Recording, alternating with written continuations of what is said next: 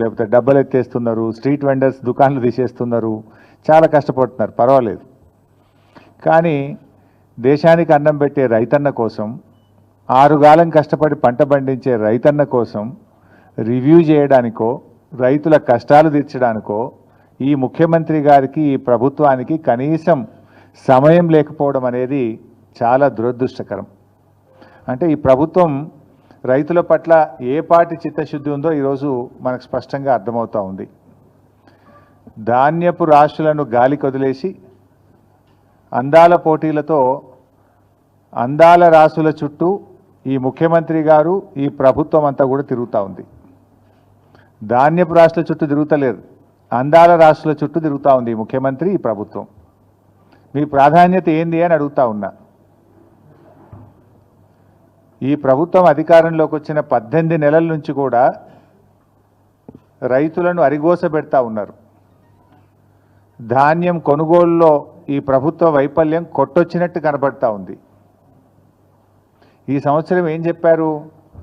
70 లక్షల మెట్రిక్ టన్నుల వడ్లు యాసంగి పంటలో కొంటామన్నారు. ఇవాళటికి 40 లక్షల మెట్రిక్ టన్నులు దాటలేదు.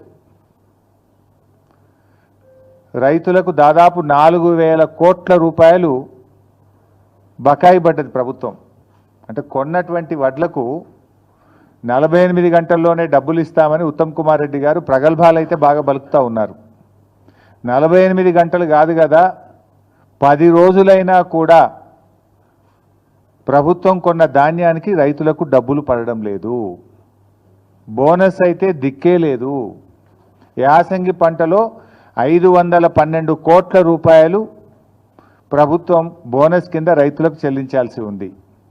512 కోట్ల రూపాయలు కాదు కదా, 5 పైసలు కూడా బోనస్ కింద ఈ ప్రభుత్వం ఇప్పటిదాకా రైతులకు విడుదల చేయలేదు. కొన్నటువంటి ధాన్యానికి కూడా 4,000 కోట్ల రూపాయలు బకాయిలు పడ్డది. మంత్రి గారేమో 48 గంటలు అంటాడు, 10 రోజులైనా ధాన్యానికి డబ్బులు రానటువంటి పరిస్థితి ఉంది. అమ్ముకోవడానికి తిప్పలే, అమ్మిన తర్వాత డబ్బులు రావడానికి కూడా రైతులు ఆ కార్యాలయాల చుట్టూ తిరుగుతూ తిప్పలు పడుతున్న పరిస్థితి ఉంది. కొనుగోలు కేంద్రాలకు వచ్చి కొనుగోలు కేంద్రాల్లో రోజుల తరబడి ఎదురు చూస్తున్నటువంటి పరిస్థితి. ఇవాళ ఒక 4 లక్షల మెట్రిక్ టన్నుల ధాన్యం కొనుగోలు కేంద్రాల్లో రోజుల తరబడి పెండింగ్లో ఉంది. కొన్నటువంటి ధాన్యం 1 లక్ష మెట్రిక్ టన్నులు మిల్లులకు పంపడానికి లారీలు లేక, మిల్లులు దించుకోక 1 లక్ష మెట్రిక్ టన్నులు మధ్యలో మిగిలిపోయింది. అంటే ఎంత ఉదాసీనంగా ఈ ప్రభుత్వం ఉంది, రైతుల పట్ల ఎంత నిర్లక్ష్యంగా ఈ ప్రభుత్వం వ్యవహరిస్తుందనడానికి ఇది స్పష్టమైనటువంటి ఉదాహరణ. అంటే పెట్టుబడి సాయం అందించడంలో జాప్యం.